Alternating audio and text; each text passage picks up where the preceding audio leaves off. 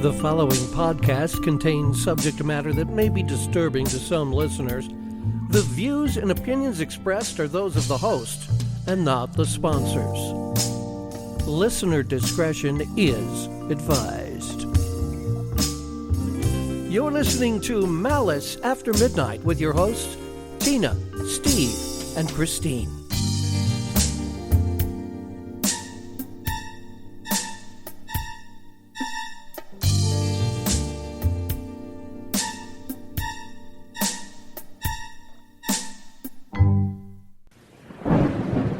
Hello, everybody. Welcome back to Malice After Midnight.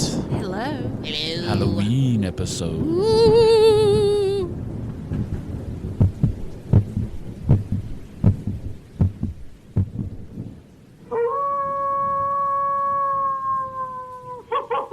All my favorite scary sounds. So, what we're going to be doing today is we're going to do this episode on Jack the Ripper. Ooh, my fave. I thought that'd be a cool one to do on Halloween. Very. I'm doing this one. I know most of the time it's Tina, so strap in. It's going to be me today, guys. So how we're going to do this episode is I'm going to do the story, talk about the facts. I'm not going to get into theories and all that kind of stuff. And then at the end, we're going to have Tina's going to go through some of the more famous of the theories. There's so many we couldn't do all of them. I mean, there's tons. Yeah, so, there is. Yeah. But here we go. The East End of London in the 1880s was a very tough place to live, especially the Whitechapel district. Whitechapel was very high in crime, especially prostitution and murder.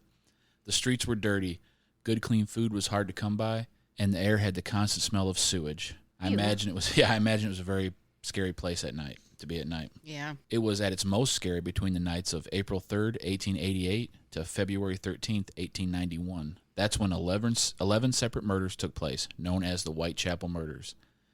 It's not known if all 11 murders were committed by the same person, and in my opinion, it's unlikely that they were. I mean, there's going to be, people, pimps killing prostitutes, that type of thing. Yeah. I don't know if they call them pimps back then, but people, get taking money from Pimps prostitutes. before There's going to be pimps were pimps. Yeah, the OG pimps. And there's going to be murders due to robbery and stuff like that. So I really doubt all 11 could be associated to Jack the Ripper. So what we're going to do is we're going to focus on 5 of the 11, known as the canonical 5. So yeah, these are the ones that most of the experts that believe are the work of one man, Jack the Ripper. Yeah. To this day, the Ripper has not been positively identified. Many people that study the case of Jack the Ripper, who are known as Ripperologists, I like that. I like that name. have many theories on who Jack the Ripper could be. And many of the theories are compelling, but we're going to start with the facts and talk about a couple of theories later at the end, like I said before. This week's episode of Malice After Midnight is sponsored by J&W Soaps. From building the recipe for each batch to constructing the design for each bar, their wonderful handmade soaps are sure to please. Check them out at jwsoaps.com and use the code MALICE15 to get 15% off your online order of 2 or more items. J&W Soaps. You're going to love them. And now back to Malice After Midnight.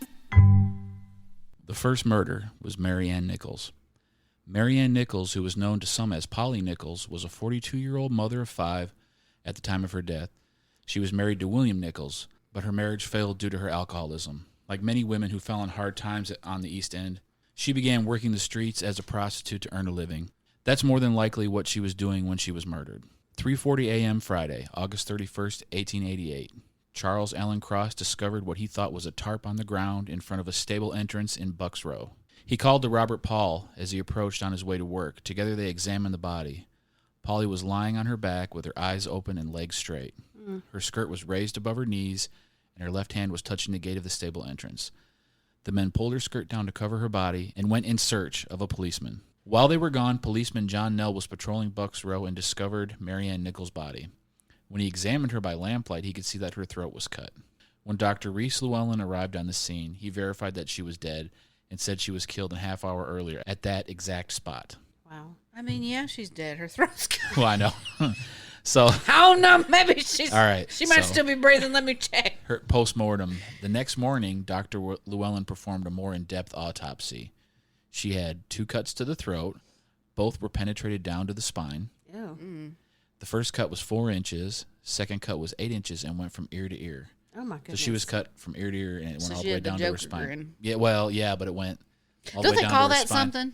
I don't know. There's names for I stuff. thought they called that particular cut from ear to ear something. I don't know. Yeah, probably is. I should have looked it up. She had multiple injuries to her abdomen, thought to be made with the same weapon, which was a knife, and a gash tore up from her lower abdomen to sternum, and it exposed her intestines. Oh, yuck.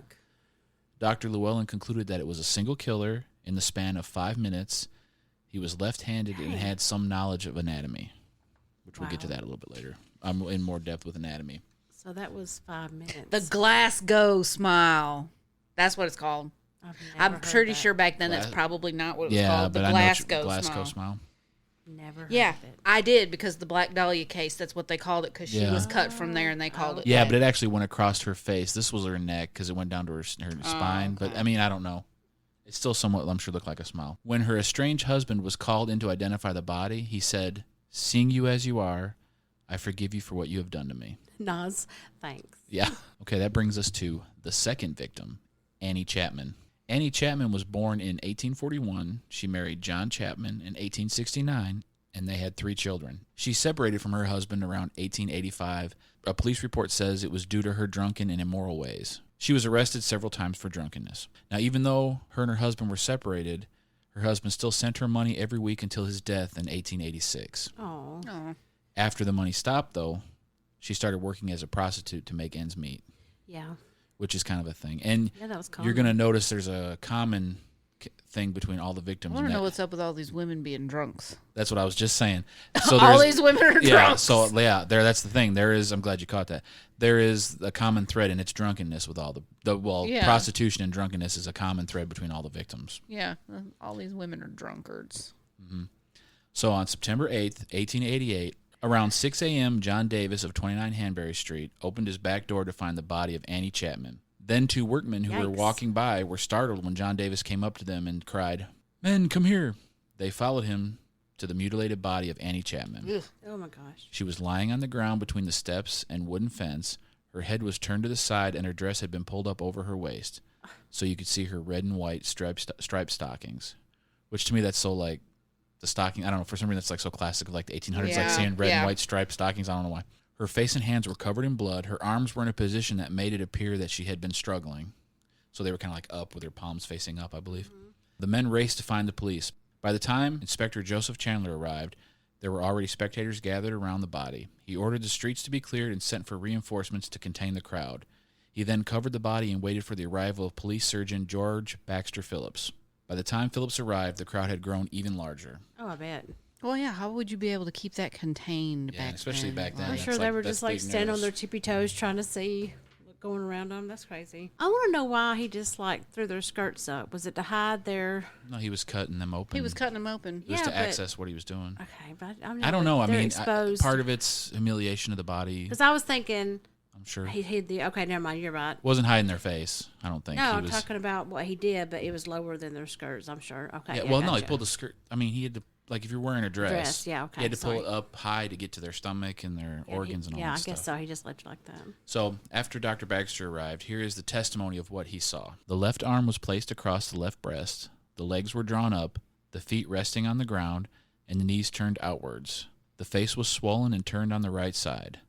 The tongue protruded between the front teeth, but not beyond the lips. The tongue was evidently much swollen. The front teeth were perfect as far as the first molar, top and bottom, and very fine teeth they were.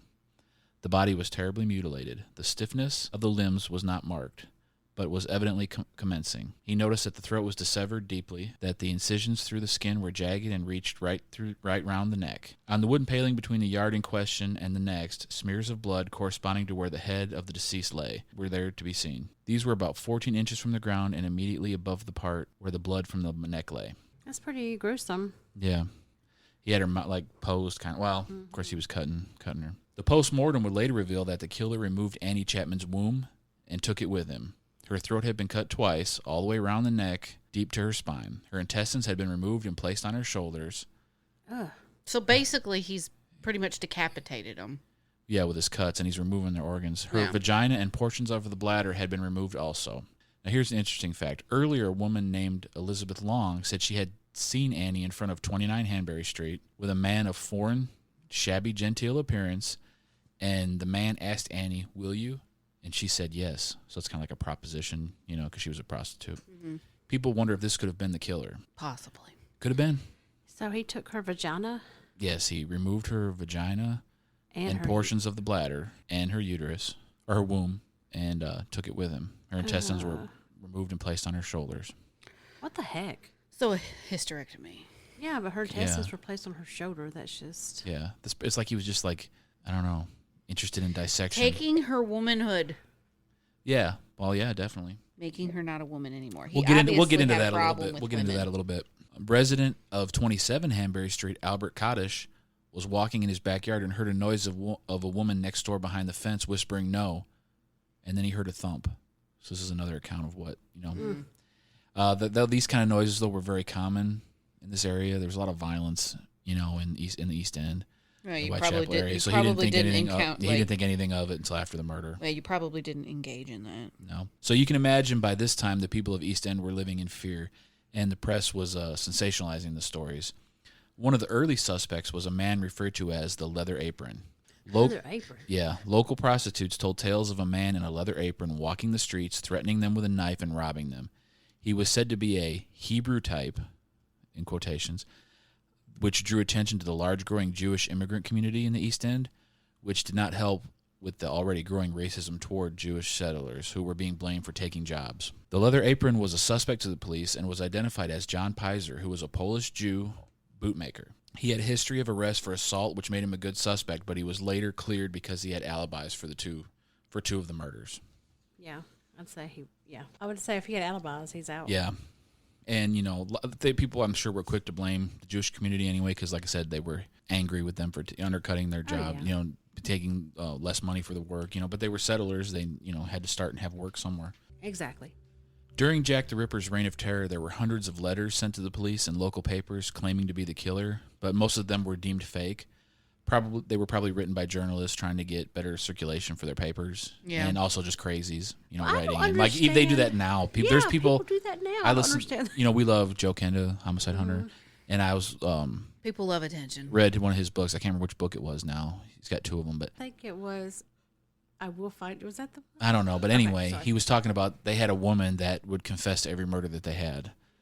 Old lady that came in, and he said they actually grew fond of her, and she'd hang out all day and confess to the murder, and then they would take her home. She'd drink coffee and talk to everybody, and they'd take her home. That's funny. She obviously had something wrong with yeah. her. But anyway, so there's always crazies that'll confess to any kind of murder. Yeah. So you can imagine they got, tons, it says hundreds of letters.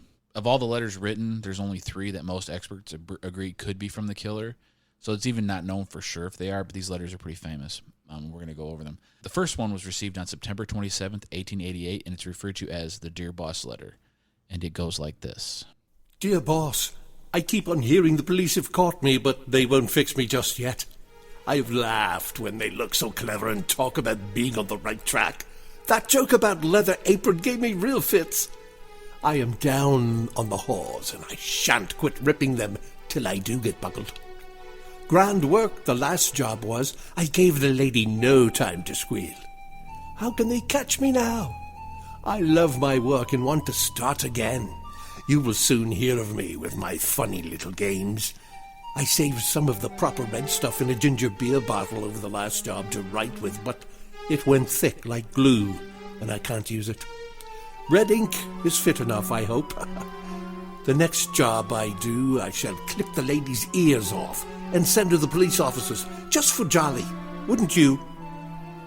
Keep this letter back till I do a bit more work, then give it out straight. My knife's so nice and sharp, I want to get to work right away, if I get a chance. Good luck. Yours truly, Jack the Ripper. Don't mind me giving the trade name. P.S. Wasn't good enough to post this before I got all the red ink off my hands. Curse it. No luck yet. They say I'm a doctor now. After the Dear Boss letter, the name Jack the Ripper would forever go down in history.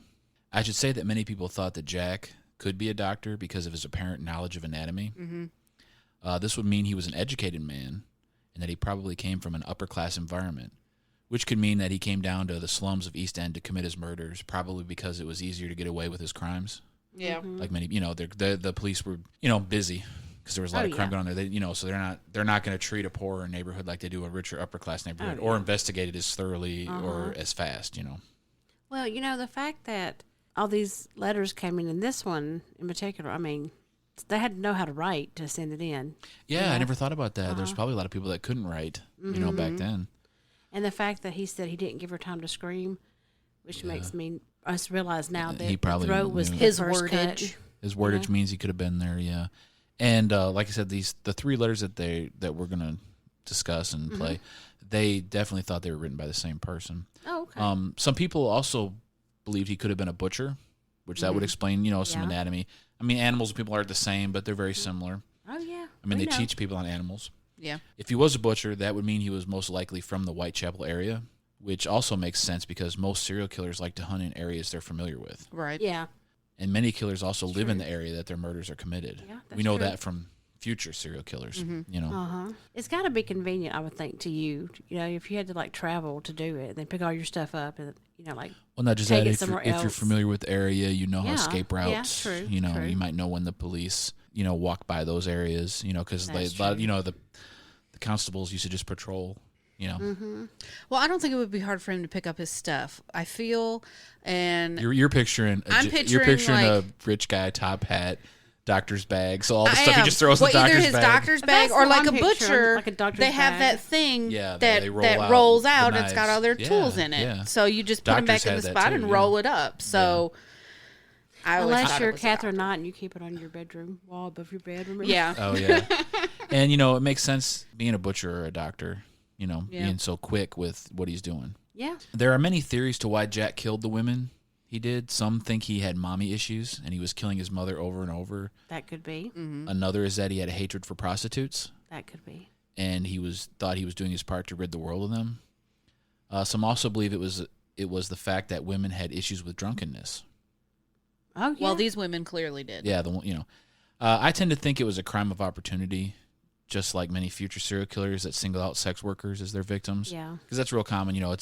It's a crime of opportunity. Yeah. It's people don't They're notice. with you, Not just like, that, people don't notice. They're willing. They're willing to approach you, so it's easy to get in That's contact true. with them. They're not going to go missing right away. Well, yeah, and back then, that's how they were making their money. There was a Well, lot yeah. of them because that's all they were doing. Yeah, but yeah, and also like I said, it's just you're not going to. Even if they think you're a creep, they're going to come up to you. Yeah. Yeah. So now let's get to the next victims: Elizabeth Stride and Catherine Eddowes, who were killed on the same night, September 30th, 1888. Wow. 2 and 1 night? Yes. How you got time for that? Yeah, really. Elizabeth Stride was the first victim in what was to be famously called the double event. The double event. Oh, Yeah, it's because of the two. Yeah. Elizabeth Stride, originally known as Elizabeth Gustafsson of Sweden. I sort of say that sounded like a Yeah. Sweden or like Yeah. a Dutch name. She moved to London after the death of her mother in the 1860s. I should also note that at age 21, she was already registered as a prostitute in Sweden. Oh. So she's got a history of prostitution again. Oh my Yeah. gosh, she's traveling prostitute. Elizabeth married. Yeah, that's probably not what traveling she knew. prostitute. No, Traveling prostitute. I mean like she. It's like the carried- traveling Wilburys, the That's traveling what I was prostitutes. thinking. I just meant like she did her work. I don't know. She carried Yeah. the work knowledge She's with her. not a to traveling Yeah. nurse, Tina. Elizabeth married She John. goes where the job. She goes where the work is. Elizabeth married John Stride in 1869, but the marriage ended in 1881, and Elizabeth went back to being a prostitute. So she was married for a few years, actually. Most of the other ones weren't married that long. Yeah, true. We don't have a whole lot of history. I don't think there was records really kept. You Yeah. know. On September 29th, 1888, there were quite a few sightings of her around town that gives us a timeline leading up to her murder. She had earned some money completing chores at a lodging house on Flower and Dean Street. She went to Queen's Head Pub, spent some of her money there, drinking, I'm sure, common Yeah. thread. She was later seen covering herself from the rain with a man in the entrance to the Bricklayer Arms, which I believe is another pub. Uh-oh. Yeah. Two men entering the pub said to her, well, I guess it is a pub. Two men entering the pub said to her, "The leather apron's getting around you." Kind of like saying, well, look out for the leather apron, you know. Uh-huh. They didn't know the name Jack the Ripper yet, because if you remember in the letter, he asked him to keep it back. Oh, and it hadn't been posted at the time of right. this murder. A police officer named William Smith reported seeing Elizabeth near Berner Street around 12:30 a.m. Now, this next one is the most important sighting of Elizabeth Stride that night. A man named Israel Schwartz saw Elizabeth being assaulted in front of the entrance to a narrow gateway called Dutfield's Yard at 12:45 a.m. The man who was attacking Stride shouted an anti-Jewish insult, and Schwartz ran off. But, it sucks he ran off because he might have saved her from Jack the Ripper. Mm-hmm. But at the time, people were really down on the Jews, and so he probably was fearful for his own life. Mm-hmm. Still, I would think it'd be nice if he tried to help. Elizabeth Stride was found dead from a cut throat about 10 minutes later in the same gateway where Schwartz saw her being attacked. 10 minutes. 10 minutes. The only visible injury on Elizabeth was her cut throat. Many people believe that she wasn't even a Ripper victim and that she was just an unfortunate victim of an unhappy customer or a local gang. But most people believe that she was an actual Ripper victim because of the cutthroat, and that the murder was probably just interrupted by Schwartz. Yeah. So the Ripper was forced to flee and didn't have time to do his usual, mutilations, which makes sense. I mean, he had to go. Yeah, I was going to say what was the damage to her, but yeah, and that kind of leads up to, the double event. So he didn't get satisfied, is what I'm thinking. So he got somebody else. So he had to get somebody else to quench his thirst for murder, or what he did. So he's definitely a psycho. The second victim of the double event was Catherine Eddowes. Catherine Eddowes was born in 1842. She had been in a common law marriage to a man named Thomas Conway. She had 4 children and 1 grandchild. The relationship fell apart due to the fact that Catherine was an alcoholic. Shocker. It's also very unclear if Catherine was a prostitute or not. She was living with a man named John Kelly up to the time of her death, and he said she did not work as a prostitute the entire 7 years of their relationship. He was the pimp. Well, I don't know. She didn't work outside of our arrangement, but she was good. No, yeah, I don't think she was a prostitute, but wrong place, wrong time. Yeah, could be. And I think honestly, there's probably a lot of people that were drunks to today's compared to today's standards, because what else was there to do in that crappy lit life? It's reported on September 29th that Eddowes was broke and was on her way to visit her daughter to borrow some money, but she never made it. However, she apparently had enough money to get drunk enough to get herself arrested at Bishop Gates Police Station. Oh my gosh! And I kind of think maybe she should have just went. And I kind of think maybe that's, maybe where they got the idea that she might be a prostitute, because, she maybe earned herself a little money and then went to the bar. But like I said, there's no proof that she was a prostitute. And I tend to think she wasn't, because the guy was pretty upset, that they thought she was, the guy she was living with. If she had never went to the bar and just went to her daughters, she probably would have never met her end at the hands of Jack the Ripper. Yep. Mm-hmm. After she was released from the police station, she was seen by 3 men talking to one man at one of the entrances to Mitre Square about 10 minutes before her body was discovered. So that was probably the Ripper.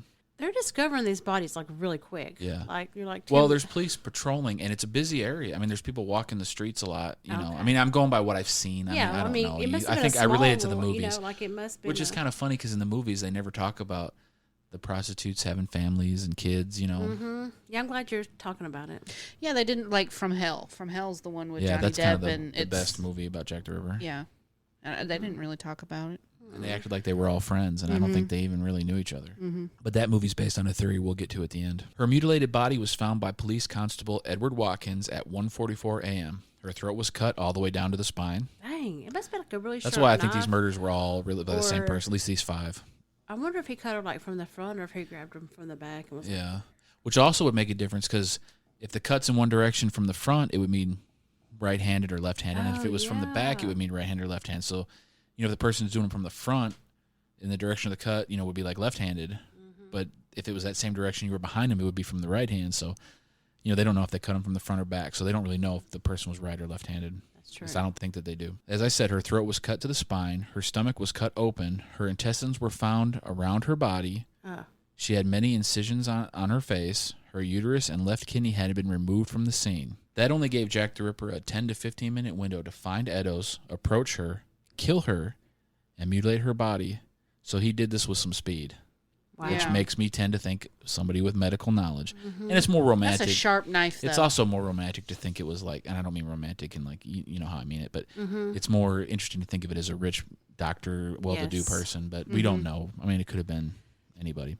Well, there's prostitutes there all the time. They're doing their business, behind whatever or in doorways or alleyways or whatever. Up against walls. And the police are patrolling. They must not be necessarily busting stuff up every time. No, probably not. So if he's but going... they do bust them sometimes. Yes. But if he's going down, he must have timed it where, like you said, the policeman walked off and he knew how much time he had.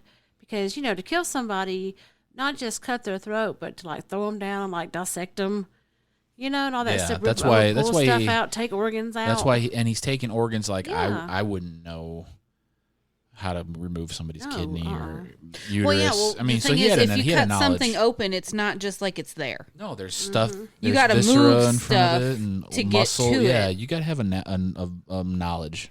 So you're not just cutting it off and saying, "Oh, that's the kidney right there." Now, it could have been somebody that tried to go through medical school. It could be an assistant to a doctor. It doesn't necessarily mean it was a rich doctor, but intern.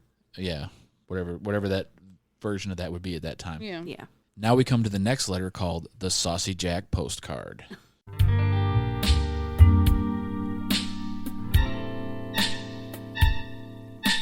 More with Tina, Steve, and Christine on Malice After Midnight coming up.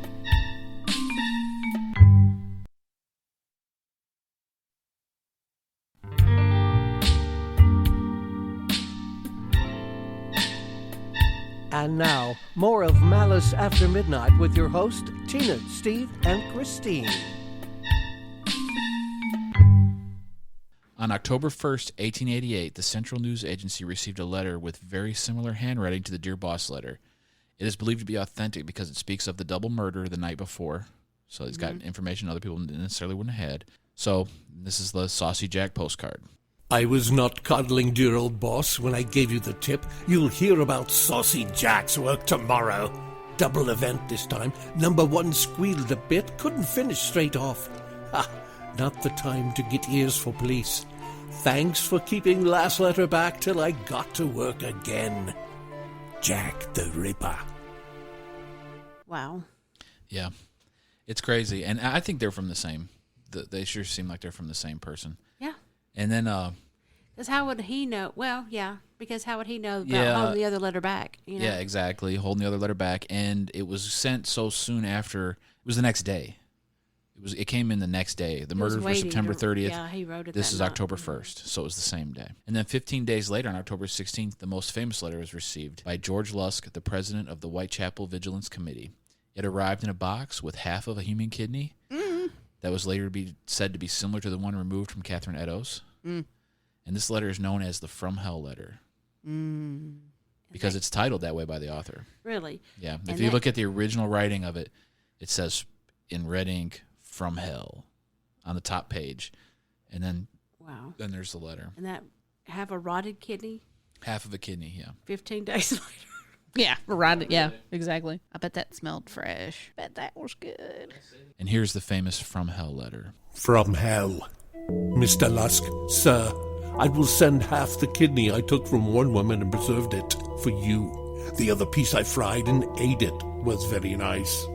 I may send you the bloody knife that took it out if you only wait a while longer. Signed, Catch Me When You Can, Mr. Lusk. So that I tend to believe that's authentic too, because he talks about the kidney and all that, you know. And Because it's they probably didn't release that information. Yeah, no, Probably not detailed like that. I wouldn't think so. And a lot of people don't think the letters were, they think it could have been somebody on the inside just that knew the information. But still, I like to believe they were, and it's and it's very interesting. Well, he said he ate half the kidney. Yeah, and then sent it. Cannibalism. Yeah. Tina's favorite thing. I know, right? I think it was probably just for sensationalism, but we don't know. We don't know. Maybe he was interested to see what it tasted like. And he's saying if you wait a little bit longer. You said that like you're kind of interested to see what one tastes like. No, never. Fava beans. So he said if you'll wait just a little while longer, then maybe I'll send you the knife, which tells us he's planning on continuing. More, yeah. Yeah. So that leads us to the most famous of the 5 canonical murders, Mary Jane Kelly. Canonical. I like that word. Non-canonical. All I can think of is Bob's Burgers when he's doing the horse thing. And she's like, he read the non-canonical. Non-canonical. Yeah. Sorry. It's okay. I like Bob's Burgers. Mary Jane Kelly was born in Limerick, Ireland, and later moved to Wales with her family. She married at an early age of 16, but only after like a couple years, I believe, she was widowed when her husband was killed in a mine explosion. Aw. Is that really an early age back then, though? Well, I said, to me, it seems like an early age, but yeah, that was kind of normal, I guess, back then. I think you were an old maid at 18, so. Can't even imagine. Yeah. And I said, like, her husband died in a mine explosion. She then moved to Cardiff when she allegedly fell into the world of prostitution. But this is kind of interesting. It was believed that she lived the life of a lady for a while and was like the main woman of a well-to-do London gentleman. Christine, she was living the life of fancy. Living the life of fancy. Here's one chance, fancy. What's the roach call across the toe of my high heel shoe? Don't say anymore. I don't want to pay for that. So sure. We love you. Yeah. She later met Joseph Barnett in 1887, and they lived as a couple until 1888 when Barnett lost his job. Mary had to take up prostitution once again to earn a living. Why didn't he take up prostitution to earn a living? You really think in 1888 a man prostitute's going to make some money? I'm so sure, Tina. She's like, you lost your job, let me go. I've been like, no. I'm so sure. Which You Barnett disapproved of, and that's probably the reason why they split. They later separated, but stayed on good terms, and Barnett would help Mary financially when he could, but it wasn't enough to keep her off of the streets or off her back. I was waiting. I shouldn't even make jokes about this. Hers is the night of November 8th, 1888 was the last time Barnett would see Mary alive. At 11:45 p.m., Mary Ann Cox said she saw Mary Kelly drunk and going into her room with an unidentified, blotchy-faced man who carried a pot of beer. While she was in her room, Mary was reported to be heard singing, and I can only assume it must have been loud because another resident named Catherine Pickett wanted to complain about the noise, but her husband talked her out of it. So I imagine she was like being loud and rowdy and just singing, you know. At 2 a.m. on November 9th, George Hutchinson saw Mary on Commercial Street where she asked him for money, but he didn't have any, so she bid him a farewell and continued on her way. Then a well-dressed man approached her and put his hand on her shoulder, and they burst out laughing. George Hutchinson was still watching, and he's kind of watching from the shadows, is what they said, which is kind of like, okay, creepy. He's staring at her. For real. Yeah. George Hutchinson was still watching, and he followed her and the man until they went into Mary's room, and he watched for 45 minutes. What the heck? But when he saw no one leave, he just headed home. Oh, so he was just watching the door. It's not like he was peeping Tom in the window or something. Maybe he liked her. We don't know. Well, it was a well-dressed man. He's like, I found some money. It's in well-dressed man, yeah. He's like, I found some money. It's way deep in my pocket. You have to reach for it. Yeah. Around 4 a.m., 2 residents heard someone cry murder, but they chose to ignore it because that was common to hear such things and to hear people scream. Nice. Yeah. And these are residents of like the... That's just Sally down the street. She yells out murder all the time. Yeah, there's just residents of like the you know, where she was staying. I imagine kind of like a, you know, like a hotel type. The place with a lot of rooms. Around 11:45 in the morning of November 9th, Mary's body was discovered by Thomas Boyer. He knocked on her door, and when he didn't get a reply, he looked in the window and saw the body of Mary Jane Kelly lying on the bed in what I can only imagine to be one of the most horrific sights ever. Oh, my God. Oh, yeah. Mary's body was cut open like I can only really describe as when you dissect a frog in school. Oh. Her abdominal cavity was emptied of its viscera. Oh, my gosh. Her breasts were cut off. Her arms were mutilated. Her thighs were removed. What? Her face was cut to pieces. Fillet her. The skin around her neck was cut off all the way to the bone. Oh, my God. Her uterus and kidneys and one of her breasts were found under her head. What? I guess under the pillow maybe, or maybe her head was laying on him like a pillow. Her liver was found between her feet. What the hell? One of her other breasts was found by her right foot. What? This is too much. Her intestines were by her right side, and her spleen was by her left. Well, he had all the time in the world. She was in a room. She wasn't outside in the open. Yep. The flaps of skin removed from her abdomen and thighs were on a table. Her pericardium was open, and her heart was absent. One of the reasons I believe that Mary Kelly's murder is so famous is because, of course, of the horrific mutilation, and also because it was the only murder to have crime scene photos. The process of taking photos was very long at this time. But since she was in her room, I feel like they had the time to take the pictures because they could keep people out of the crime scene. Yeah. So it wouldn't be compromised. Yeah. Okay. And there you can see the pictures. They're So those are the famous, like the ones the that famous everybody photos you sees when see. pull up. Yeah, like on the Okay. bed, of her laying on the bed. I mean, they're not like super close up, at least not the one you can see. But you can still get a pretty good idea. I mean, she's unrecognizable. You know, you can't. Well, he had all the time in the world. They were in a room, so. It's more than likely because Jack had the privacy of the room and he didn't have the fear of being interrupted. is why he was able to show just how sick and twisted he actually was. Yeah, really. You know, by the total mutilation of Mary Jane's body. And I hope she was dead before all this started. Now, it's believed that by many experts that Mary Jane was the last Ripper victim because her murder was so horrific. They think that all the murders kind of built up to this. Like, this was his final, I got to do everything I want to do, just really rip a body apart, you know. And it was, you know, the final display of his depravity. So that leads us... It's like the climax of yeah, his... basically. I mean, there was more murders after that. Like I Yeah. said, there was 11 that they call the Whitechapel murders. But they, you know, by the act of like profiling and stuff like that, that's why they kind of believe that it was the 5 and that this was the last one. So that's the last of the 5 canonical murders. And that leads us to Tina's contribution to this episode. She's going to talk to us about some of the more famous theories of who Jack the Ripper might have been. And here you go, Tina. Start it off. Thanks, Steve. Everyone had something to say during this time. Queen Victoria thought the escalating murders needed more attention. She wondered if there was enough police force in the area of Whitechapel and wanted more men sent there checking boat docks and rooms for single men with hidden blood-stained clothes. Interesting. There were also several rumored theories of suspects going around at this time.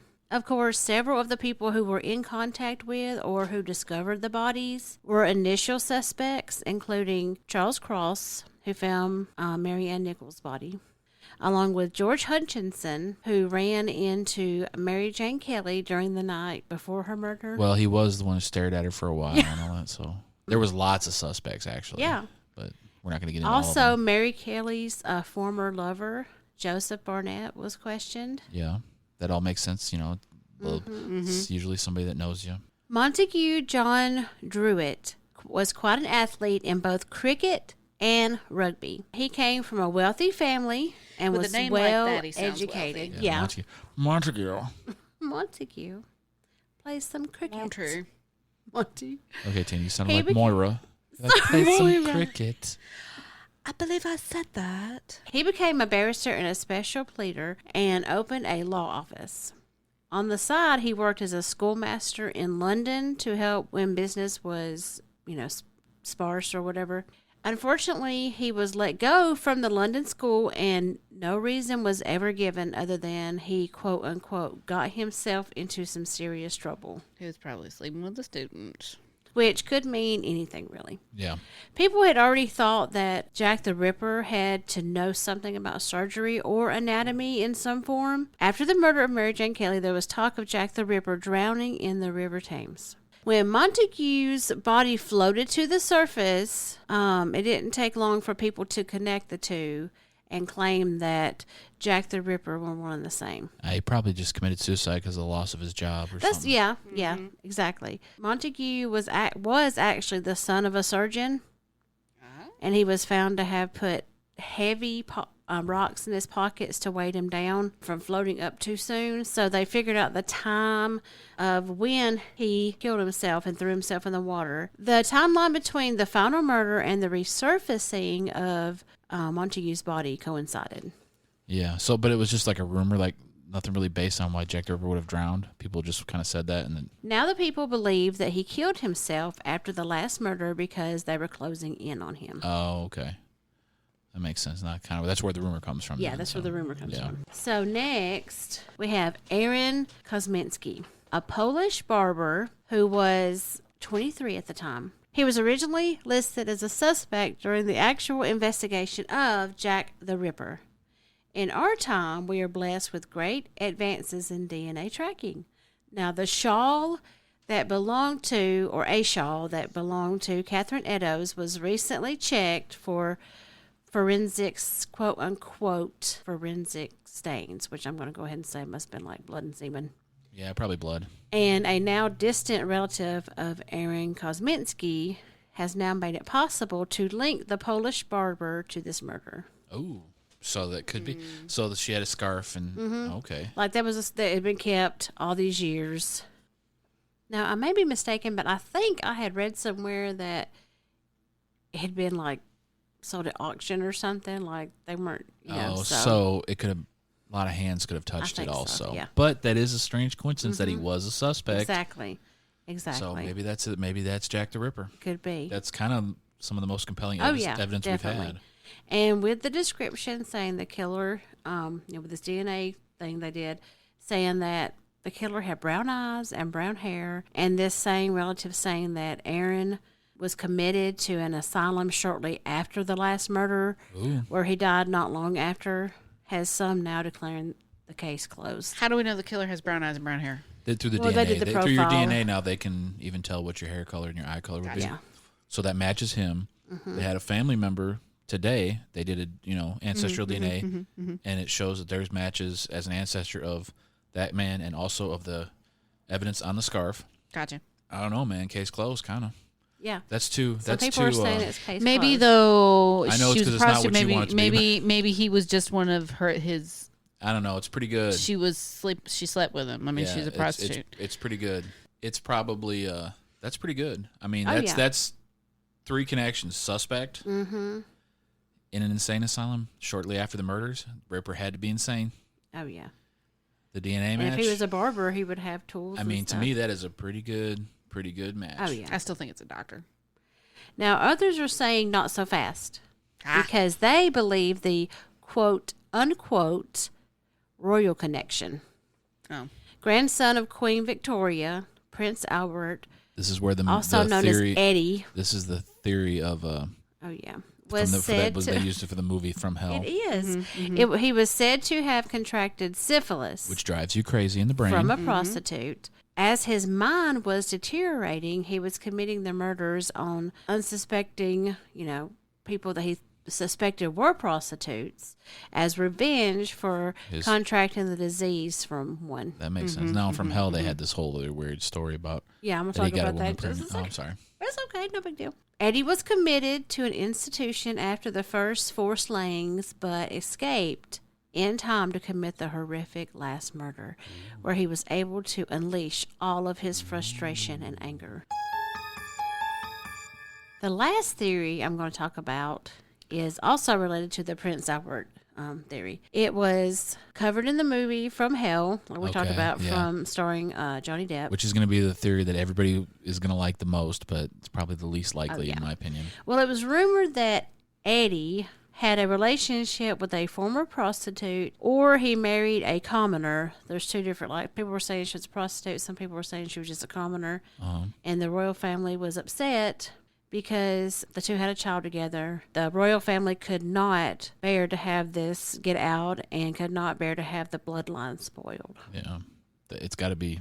So they had members of the royal agency commit their murders to hide the fact that this even happened. Therefore, the victims were Prince Albert's lovers, or one thing said that they got married, a circle of friends that knew the real truth and had to be But hushed. there was nothing that I read. permanently. There was nothing that I read that had that connected these women together. Yeah. But I didn't investigate for sure But that those they are had. just a few of the many rumors. Oh yeah, there's out there. tons of theories. I mean, well, the grandson of H.H. Holmes thinks it's him. Yeah, You that's know, but true. of course that guy's trying to time to everything. But yeah, that was very interesting. What theory do you like, Christine? Good job, Steve. Good job, I think Tina. it was a doctor. I still think it was a doctor. I Now, think if it was a if it doctor. was the prince, he was an educated man. Probably would have had classes in like human anatomy and stuff. So Yeah. he could be. But of course, they didn't think he did it. And if it was the royalty, they could have hired one of their men. Yeah. Could have been a doctor. I don't think it was the prince. I don't think I don't think it was the prince. No. I don't think it was him getting a woman pregnant. You know, the one with him contracting syphilis from a prostitute and Possible. putting his That anger out when he sounds- went crazy. Yeah, that Because sounds more. you do lose your mind with syphilis. Yeah. You know, if it goes untreated. And I don't even know if they had a treatment Oh, back they then. probably didn't have a I don't think they had treatment back penicillin then. back then. I think penicillin's a treatment Well, for you it. know, Yeah, the but could they barber- afford the barber penicillin back then? theory? Well, the royalty could, but I don't even yeah. think they had it back then. Well, I know that the barber theory seems very plausible with Barber the theory DNA. is plausible but with the DNA, yes. The anatomy Barber thing. would have sharp knives for shaving. He'd have Yeah, Yeah, but he would razors. have no anatomy knowledge. Who knows?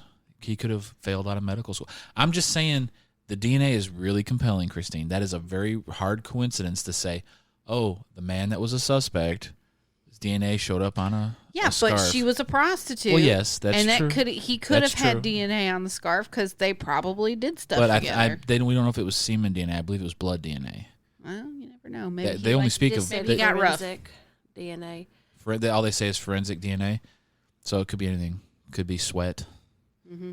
Semen, probably not, because there's no real evidence that he had sex with the women. He just cut them up, so it's probably not semen. It could be blood from her fighting back, whatever. We don't know. But that one to me is the most compelling. I mean, I like the thought of a doctor because how fast he could take out the anatomy. It makes the most sense to be somebody that had medical knowledge. But the DNA is compelling. Tina, what do you think? I think She thinks it's the prince. I think that the barber is very compelling, but I don't know. The anatomy thing, the fact that he basically the same kind thing of like we do, But we don't know. It's never. It's I still don't not think- an open. No, it's not closed. Yeah. It's still an open case. Yeah, so We may never know no, we will never know. because There's he, no way he could to be, like you said, solve committed. He could have died. Yeah, and He could've that been- barber was committed shortly after the murders, and then they died. stopped. Those horrific ones stopped. Yeah, so So it could have been. but who knows? Who knows? I'm gonna go ahead and say barber. Thank you for listening to our Halloween episode of Malice After Midnight. We hope you enjoyed our story of Jack the Ripper. We'd like to thank Brad Curtis, Wiley, our uncle, for playing the Ripper and doing an excellent job of it. Job. It was so Excellent wonderful. job.